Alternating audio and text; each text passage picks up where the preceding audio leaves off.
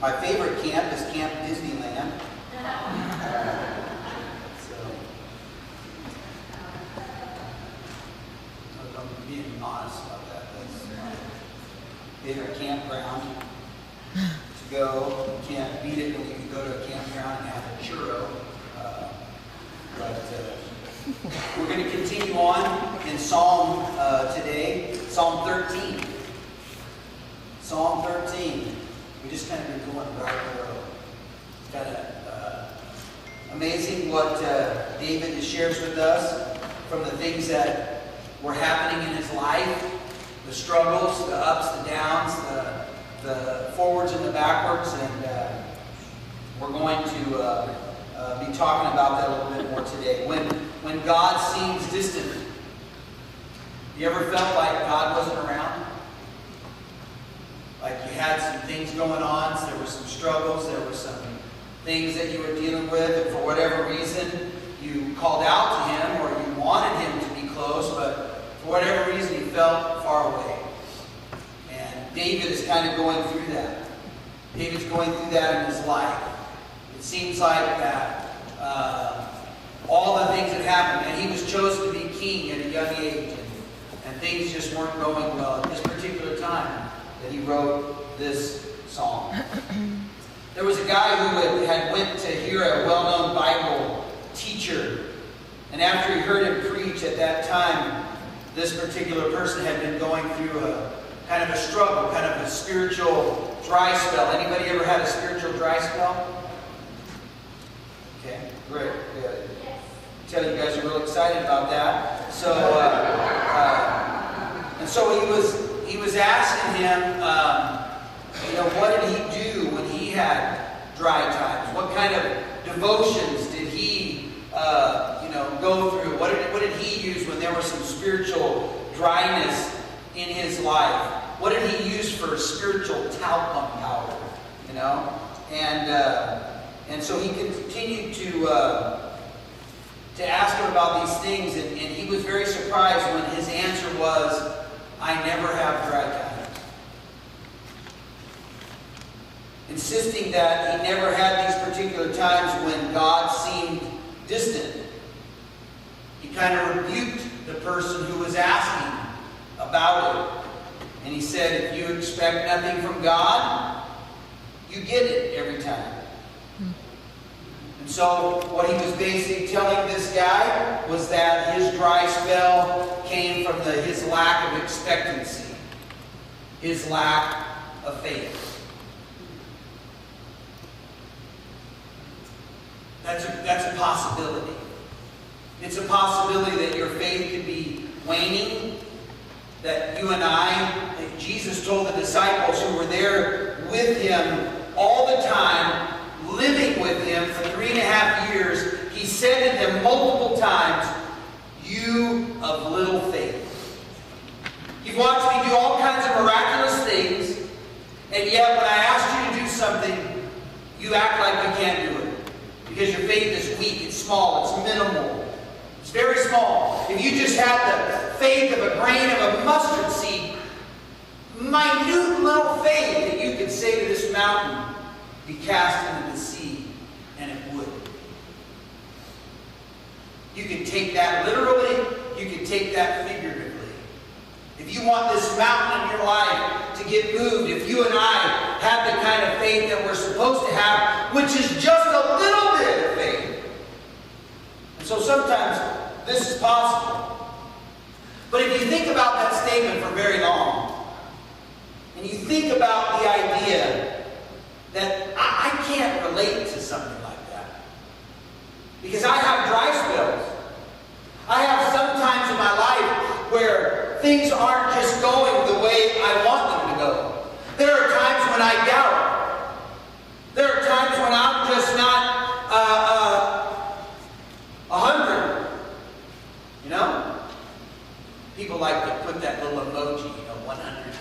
Just want to let you know that they're all in, and so they'll put that little, 100. Okay, I get it. You're all in. So just make sure you give me that 100%, right? Sometimes we're not there. Sometimes it is because of a lack of faith. Sometimes it is because of sin. But there are also times in the life of every one of us as Christians when even though we're walking by faith and that there's no sin going on in our life at that particular time, God seems far away.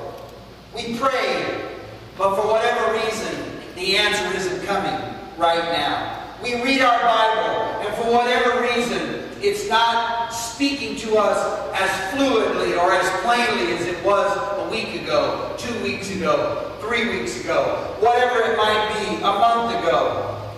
It seems as if God is hiding.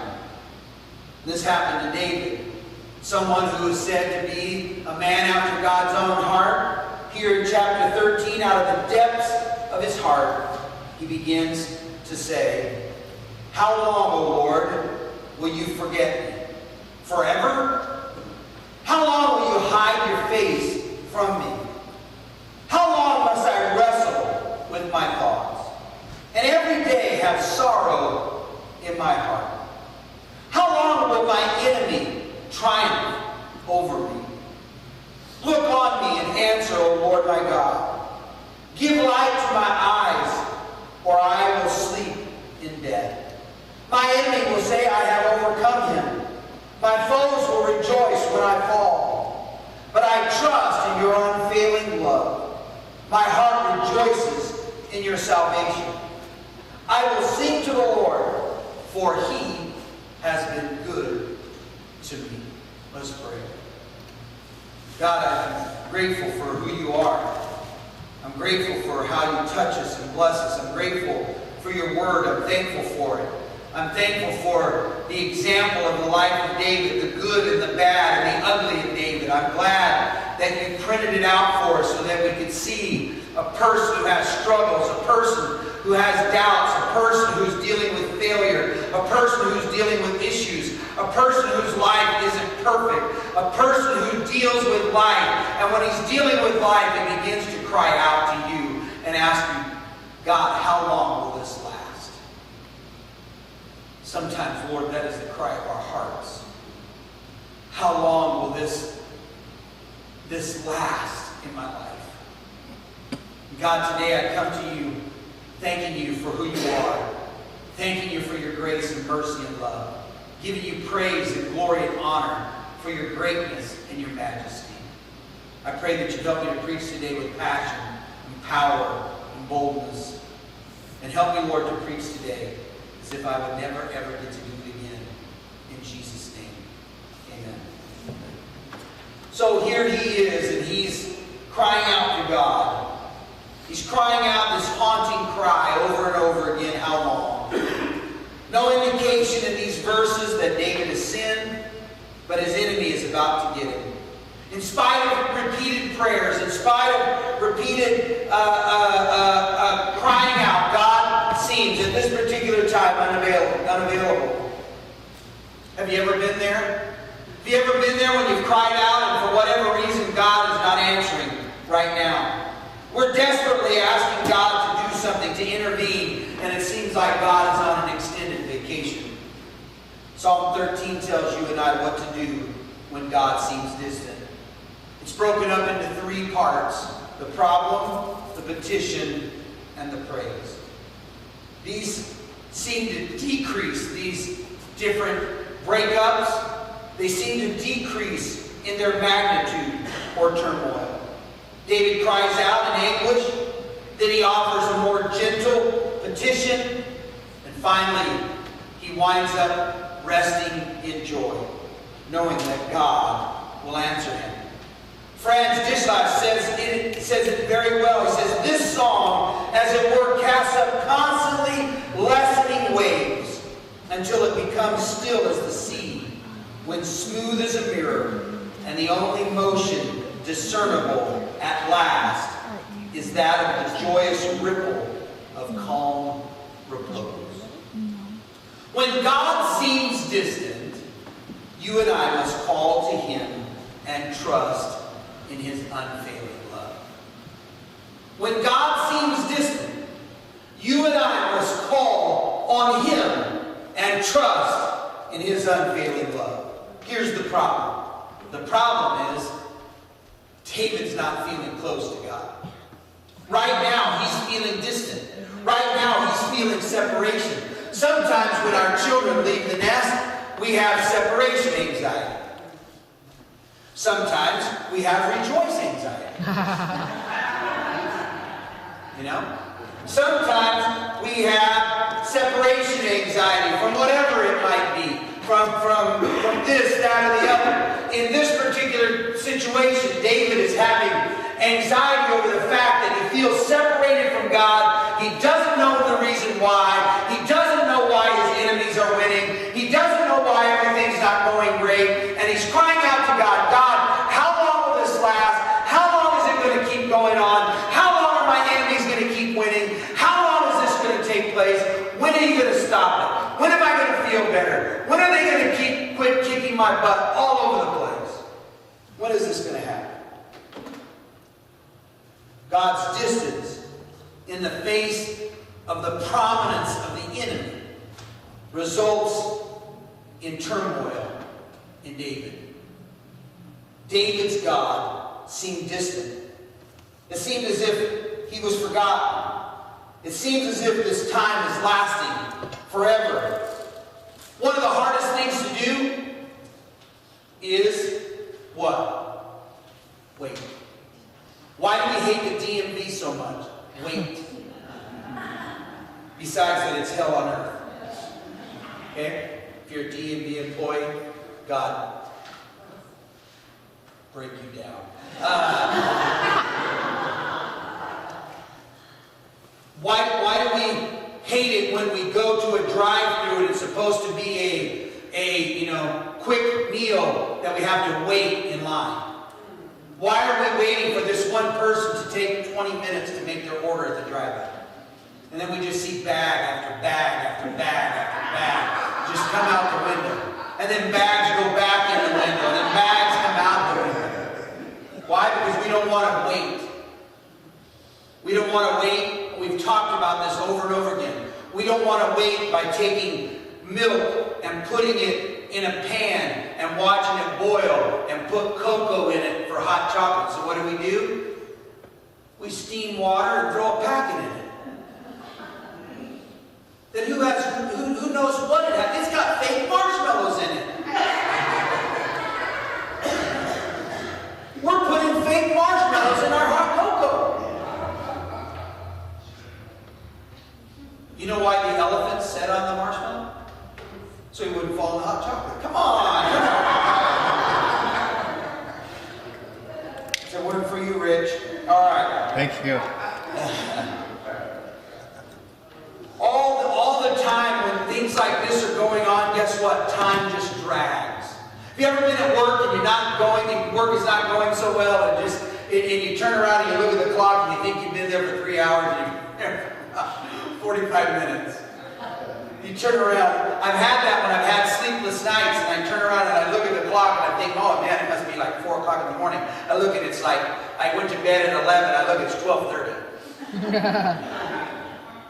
I got scars and scratches. I've just beaten the trash out of myself in the bed, just going back and forth. And I'm waking up all the time. These things, God seems distant to David, and David is struggling with this. And it seems like, you know what? God, move a little faster. You're going too slow. I need you to move faster. Hurry it up, God. But God says, wait. Wait. Wait. Most of us can relate to the comment by a New England preacher, Philip Brooks. He was normally calm, but one day he was very agitated, and he was pacing the floor like a lion. Someone asked him, what's the trouble? And he said, the trouble is I'm in a hurry, but God isn't. I want something done now, and God's saying, wait. I want it to happen now, and God is saying, wait, hold on, slow down. Have you ever noticed the difference between your timetable and God's timetable? Have you ever compared the two? Have you ever looked and saw in your comparison to time and God's comparison to time? Listen, God's time is no time. God deals in thousands of years. You and I deal in 60 seconds. Why do you push the popcorn button and it says 3 minutes, and then when it starts it says 2 minutes and 38 seconds? You ever thought about that? And why does it say 2 minutes and 38 seconds, and in about 5 seconds you can start smelling the popcorn burn? Why? These are just questions I had. I thought maybe one of you could answer them. Anyway, it has nothing to do with the sermon. The whole idea of it is, we don't want to wait. So we microwave everything. We fast cook everything. We put everything in a bucket. We dump it out, and it's a whole brand. It's a meal in a bucket. Because we don't want to wait. We don't want to take the time. We don't want to do. God is trying to tell you that there are things, some things that will come to you, that will come to me. Blessings, greatness, wonderful things, but you're going to have to wait. And sometimes you and I are going to have to prove ourselves faithful for these things. See, we want greatness without it ever being mediocre. We want greatness and perfection without ever failing. You and I want to be able to cure cancer without ever knowing what cancer was, or is, or ever faced it, or never knew anybody that did. How do they know counterfeits? Because they study the real thing. And they know the real thing like the back of their hand. They know a real $100 bill so well to the absolute nth degree that when a fake one comes before somebody, they can tell right away.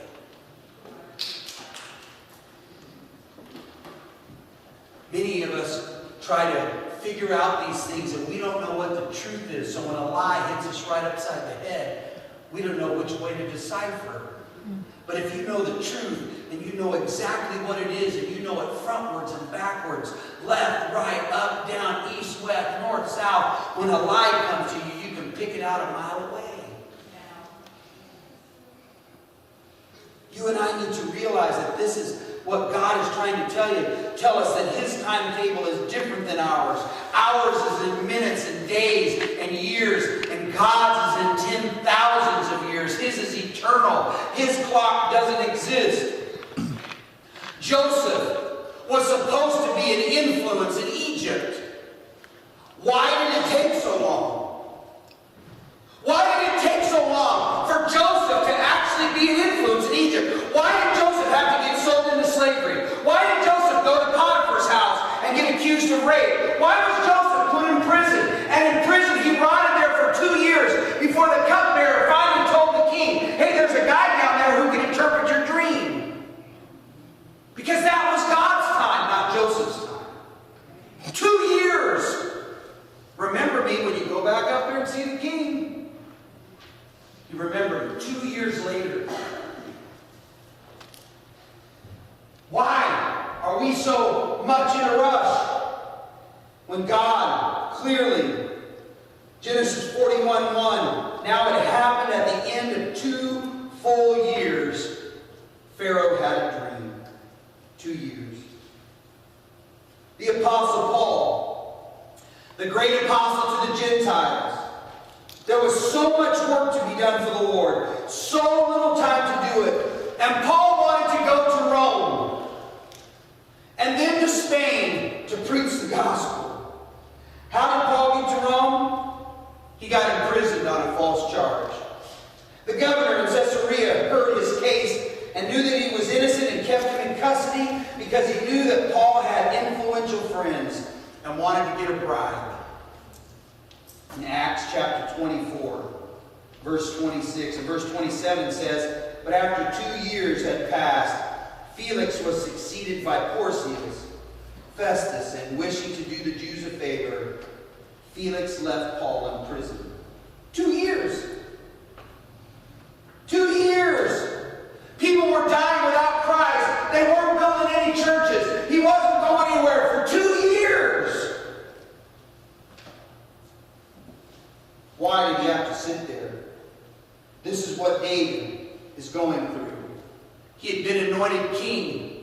as a youngster, as a teenager.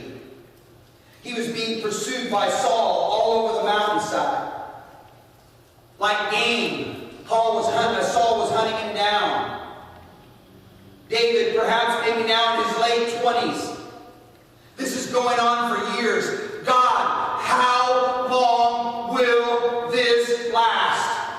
When are you going to get Saul off my back? When are you going to remove him from the kingdom? When are you going to stop this nonsense? When do I got to quit hiding? When is the enemy going to quit winning? When do I have to quit going through all of this mess? David himself was in turmoil. The idea of the Hebrew in verse 2 is that one of adding a thought to another in an attempt to get out of difficulty.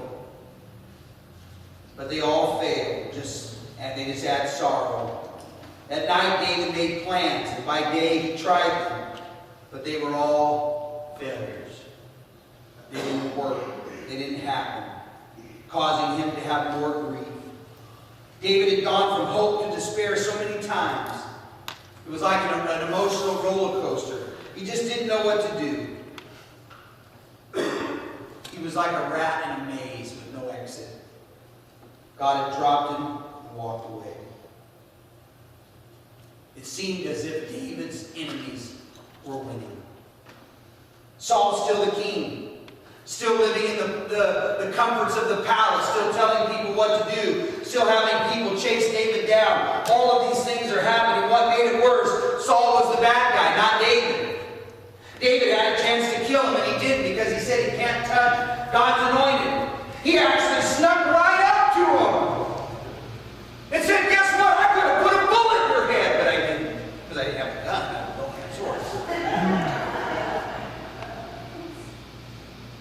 But I could have killed you if I did, and I didn't. He's hiding in caves. Saul trying to kill David without a cause. David sparing his life. Does God even know what's going on? Doesn't God see what's happening? Is God not listening? Can he do something? Has he forgotten about me?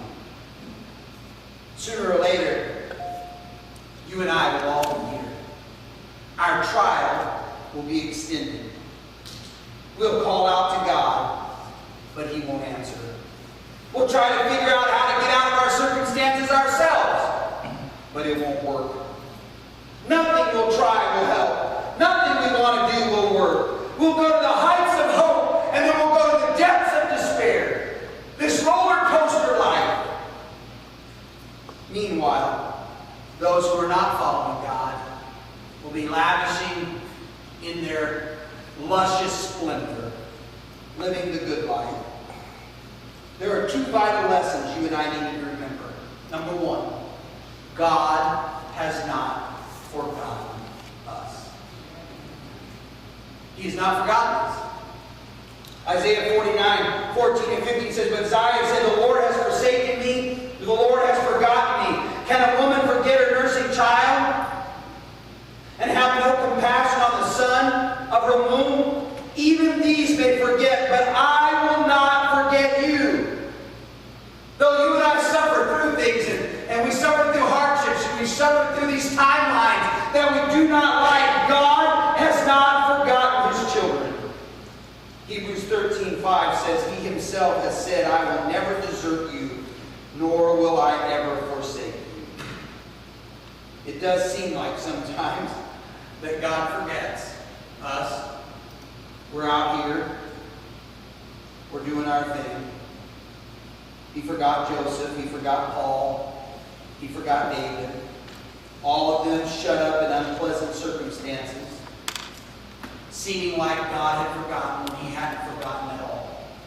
He was watching the whole time, intervening the whole time, masterminding it the whole time, doing what was necessary to get them in the right place at the right time with the right state of mind. Doing what he needed to do in their lives. There he was. God maturing us, maturing them. And can I tell you this? Are you listening? There is no such thing as instant godliness.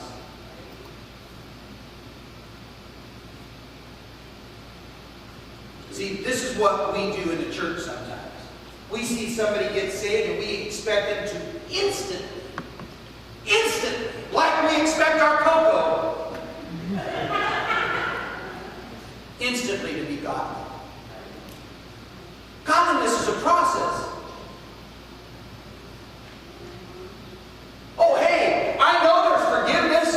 I know that the Holy Spirit makes resonance in our lives. But now there's a real war going on. There's a real battle going on between this nature that is corrupt and evil, that I was born with, and this nature of God that is here to take over. And the enemy's going to make sure that this nature rises up its ugly head every once in a while and causes trouble. So instant godliness. That's why the Bible says that we're being made perfect through a process. Sanctification never happens till you step foot on the streets of gold. We're progressively being made perfect. We expect people to instantly quit cussing when it's a habit. They habitually have used the F word for 35 years, every other word. It's the only adjective they know. It goes with every other noun that they know. Because you're like, do you know another word that starts with F? No, they don't. Because it's a habit. It's habitual. It's a learned behavior. We expect them to hurry up. That word never comes out of their mouth. We expect that person who's been smoking for 35 years automatically, they just drop their cigarettes and quit. We just expect them to instantly be the Apostle Paul. We expect them to be Timothy. They have no Bible. They don't even know who God is, except the fact they know they need forgiveness from Him. God is trying to share with us that we want instant everything. We're so out of joint with this rush that's going on in our world. God takes His time. David, he turns 21, still not king. 22, still not king. 23, still not king. 24, still not king. 25, still not king. 26, still not king. 27, still not king. When am I going to be king? God says, when I'm ready to get Saul out, you will be in.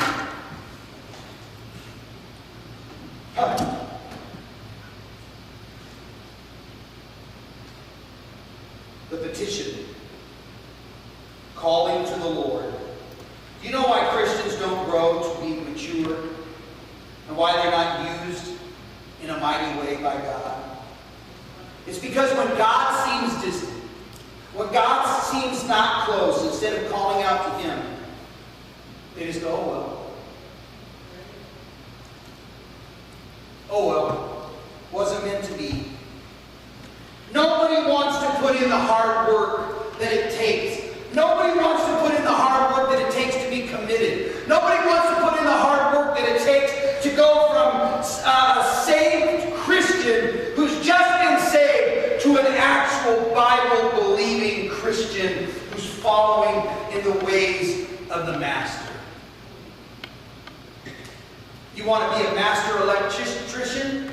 You don't go fill out the paperwork, walk into the union shop, and they hand you a card that says Master Electrician. But that's what we want from people who are Christians.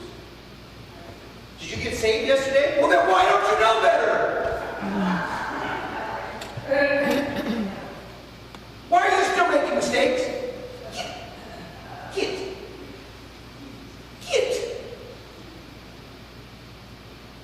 I don't want them by me.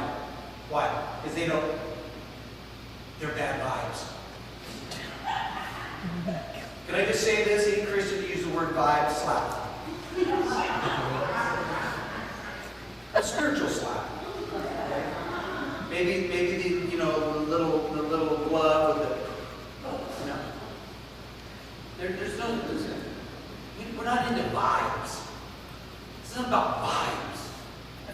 about realness. This is about a fact that you and I want instantaneous things. And God says, you know what? You're going to have to wait. You know why?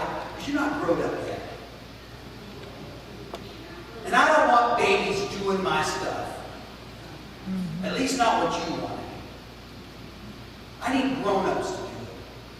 Because when other people come around, I actually need grown-ups to be able to explain to them what's going on. And not somebody who's going,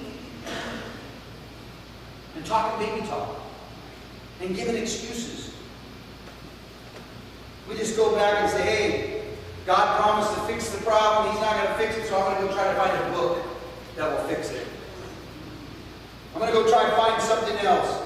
We should never allow ourselves to make any complaints, but are to fit up, to be offered up to God, and the things that will drive us to our knees. There's 4 things I want us to learn from verses 3 and 4. Number 1, our prayer should be concerned for God's glory and not just our happiness. So many Christians, so many people are just about them. This is a race. But folks, it's not a sprint. This is a long distance race. And everyone who finishes the race gets the prize. That's why we're supposed to help our friends make it across. That's why we're supposed to help them get to the finish line. David just wasn't playing for deliverance so that he could escape and be happy. His fear is that the enemy would continue to rejoice. And since David was God's anointed king, if he died in the hands of the enemy, then it would make God look bad. God's honor was tied up with David's deliverance.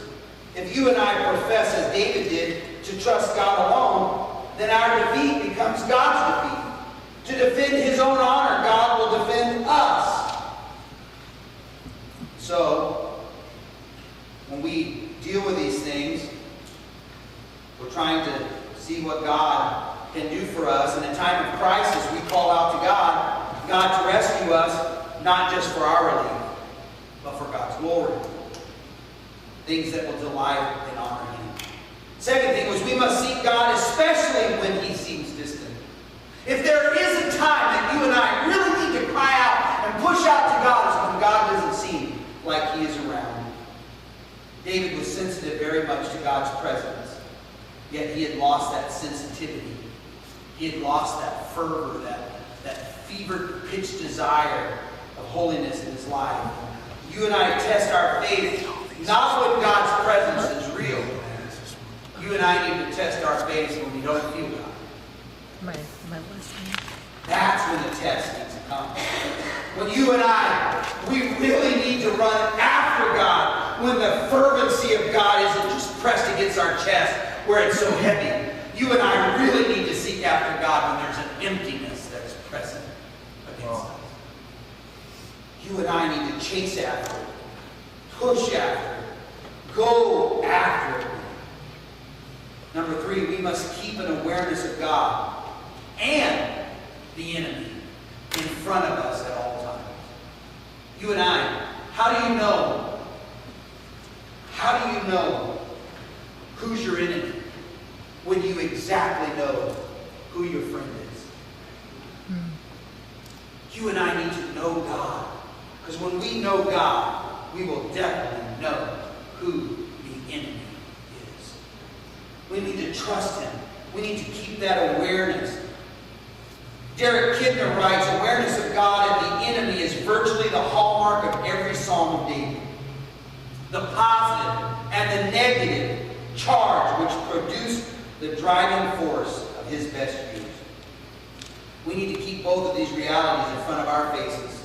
These things that motivate us to holiness, that motivate us to guard our lives and guard against sin. As Christians, the honor of our God is at stake through us. If you and I fail, the enemy will rejoice. Don't take for 1 second that the enemy, Satan himself, is not trying to drag you to hell with him.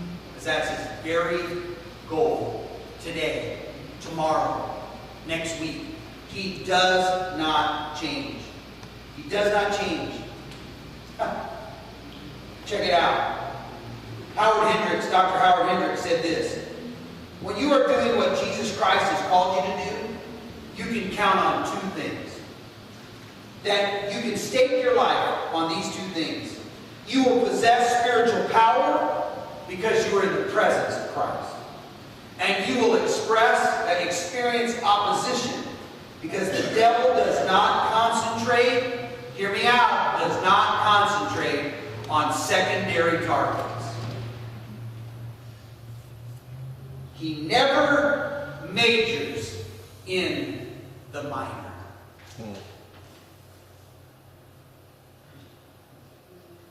Man, that is some powerful stuff right there. Check it out. When you and I are just being the nuggets of life, and we're just going on our own merry way, we're just doing our thing, and we're living by our own rules, and we're not listening to God, and we're just out here, and this is not a situation where we're living and God is feeling distant. We're basically in rebellion. Do you think the devil is really concentrating on you and I? Of course not. We're in rebellion. We're on his side. But as soon as we step out of rebellion into obedience, and we are now getting that power where we can actually do something, now we're a target. The enemy does not major on the minors. He goes after the targets of significance. The people who pray, the people who read, the people who study, the people who want God to succeed, the people who love, the people who open themselves up to be heard. The devil goes after you. Why? Because all of those things that you're doing in the name of your God change people's lives, and he doesn't want anybody's life to change. He wants everybody's life to suck, to be horrible, to be terrible. He wants us to fail. He wants us to be miserable. And then God allows us to come to the end of ourselves so that we can rely on him. He gives us just enough rope. Just enough rope to be at the bottom. David was fearing for his life. They used the term dim eyes. They were a sign that the vital powers were growing dim and that death was approaching. Bright eyes was a sign of life. And so David calls out to God to enlighten his eyes, to make him alive, to make sure that he doesn't have these dim eyes, to take him back from the brink of death. The Apostle Paul said that he and his co-workers in the gospel despaired even of life. We have the sentence of death within ourselves in order that we should not trust in ourselves, but in God who raises the dead. 2 Corinthians 1, 8 and 9. Sometimes God seems distant, so he can allow us to go to the brink, allow us to sink a little bit, to come to the end of ourselves, to get all of that stuff out, so we know that we need him intensely and intently. Whatever the intensity of the trials that you and I face, it brings us into a deeper trust with him. If we dodge them, if we don't learn from them, if we try not to face them, we've missed what God has had for us. What did Paul say? He said, I actually rejoice. Why? Because I get to suffer for Christ. What kind of a nut says that? What kind of a nut says that he's happy to suffer? A guy who knew what it was to be taken to the brink. Because he knew that, man, when you are so low that you can't go any place but up, there are some great days ahead. Hallelujah. Right? And there's blessings that you and I, we don't even know about yet. Because we won't let God take us to the brink. We won't let God wring his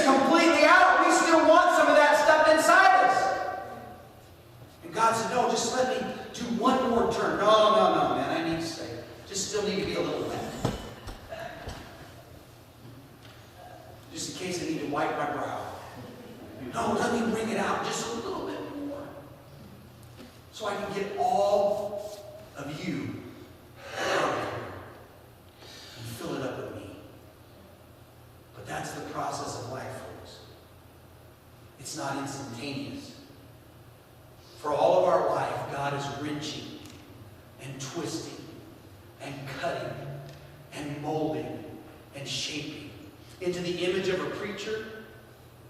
Oh, God, no. In the image of your best Christian relative? Heaven's sakes, no. In the image of His Son. In the image of the one who, and the only one who is perfect. He's shaping us into the image of His Son. And then number 3, praise. Trust. Look how He's changed. Trust in God's unfailing love. Verses 5 and 6. David has not been delivered, but he trusts in the loving kindness. NIV, unfailing love. This calm assurance comes over him that God's love doesn't fail. His heart's filled with joy as he thinks about God delivering him, as God saving him, and what God's going to bring about. By faith, David counts God's future deliverance and says, I will sing to the Lord because He has dealt bountifully with me. Oh, God of heaven, may we realize that there are so many times in our lives where we feel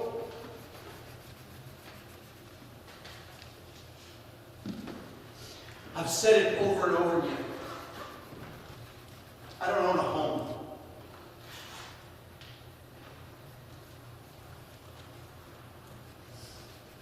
And I've said inside myself so many times, God, look at all the things I gave up for you. I went wherever you asked me to go. I went to every city you asked me, every place you asked me to go. Oh, man, I've screwed up. I've messed up. Oh, I've done some terrible things. It's true. And I've called and crawled back to you and called on you. And you've saved me and forgiven me and restored me and all these things. Look at all these things I've given. And every single time, God tells me the absolute truth. He says, Jim, you haven't given up anything. Because everything I have is yours. Everything you have is because I've given it to you. My Son gave up everything. He gave up everything so you could live. He gave up everything so you could fail. He gave up everything so you could be restored. He gave up everything so you could think. He gave up everything so you could actually make decisions for yourself. He gave up everything so one day you could be resurrected. He gave up everything so you could make a mess of your life and actually get it back.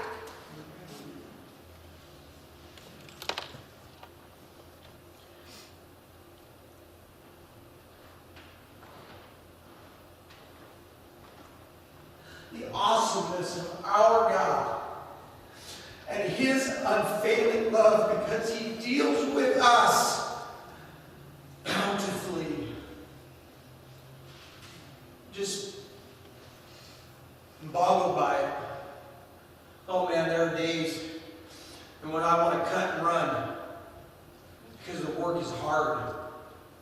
Some of the work is literally hard. It's hard to deal with people. It's hard to physically work. It's hard to keep up. But God says you can't quit. He says in Romans 8:28, all things work together for good for those who love me. He tells us, he even tells Joseph, said, guess what, brothers of mine? What you considered evil for me, God considered good. In Genesis 50, verse 20.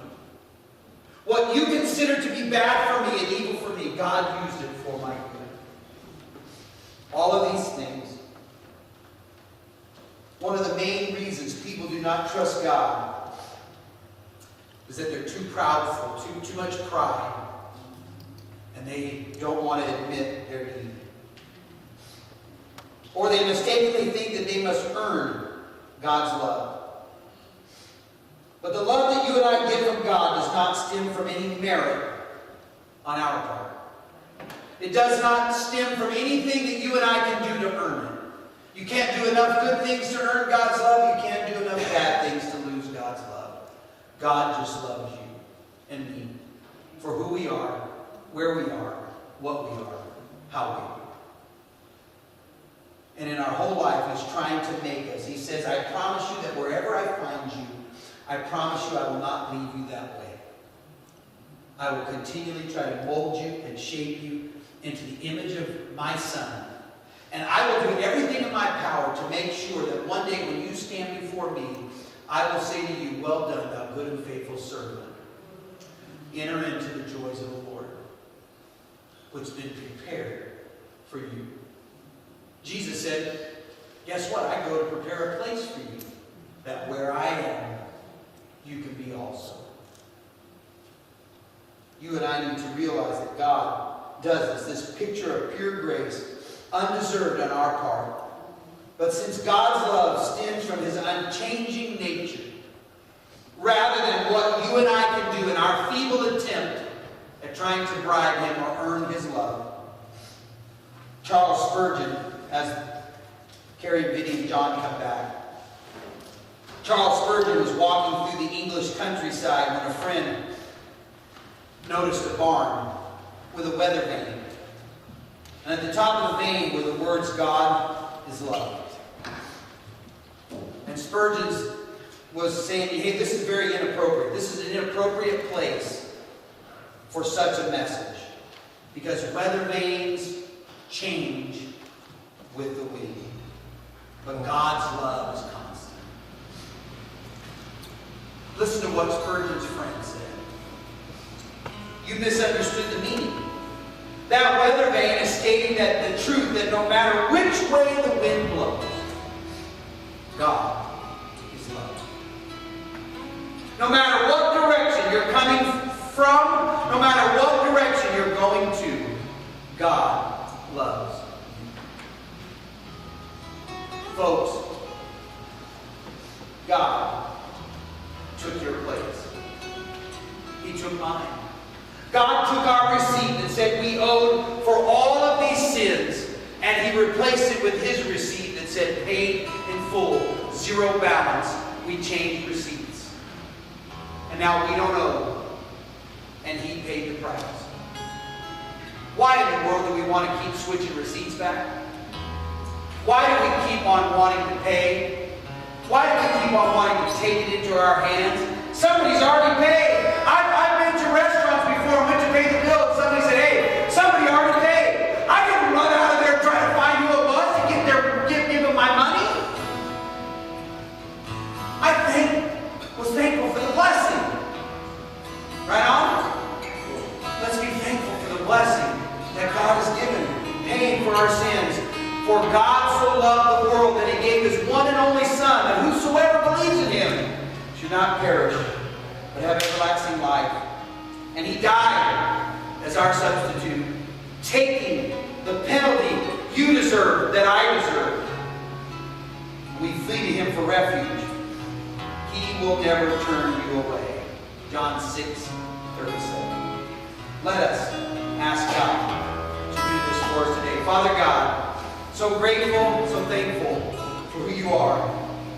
So thankful that in times in which we think we've done so much, you show us how we've done so little. I pray that you would continue to share with us your unwavering love, that you would continue to spread your grace all over us like a little 2-year-old or 3-year-old or 4-year-old spreads peanut butter, that you'll just get it all over us, that your mercy will not fail, and that God, you will be close, that we can feel your presence. Speak to your people today. Touch their hearts today. Help them to know that you love them. And help us, God, to get close to you. In the name of Jesus.